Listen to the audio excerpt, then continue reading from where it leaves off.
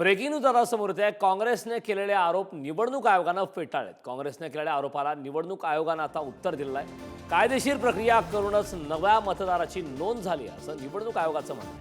केवळ 6 मतदारसंघातच 50,000हून अधिक मतदारांची नोंद आहे असं देखील आयोगाचं म्हणणं आहे. कायदेशीर प्रक्रिया करूनच नव्या मतदारांची नोंद झाली असं म्हणणं आहे. या संदर्भात ताजे अपडेट देण्यासाठी राजधानी दिल्लीमधून माझे सहकारी शिवाजी काळे आपल्यासोबत जोडलेत.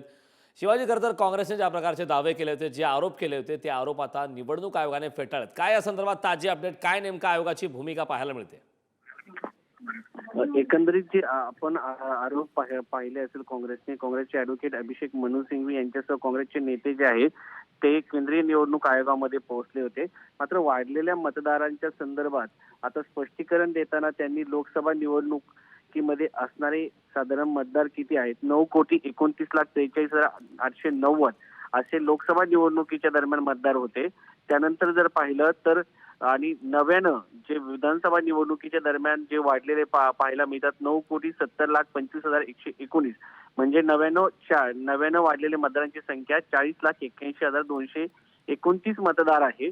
आणि सगळ्यात महत्वाचं म्हणजे यामध्ये 8,72,094 मतदार हे 18 ते 19 वयोगटातील आहे. कारण त्यानंतर जर पाहिलं तर 17,74,514 मतदार जे आहेत हे 20 ते 29 वयोगटातील आहे.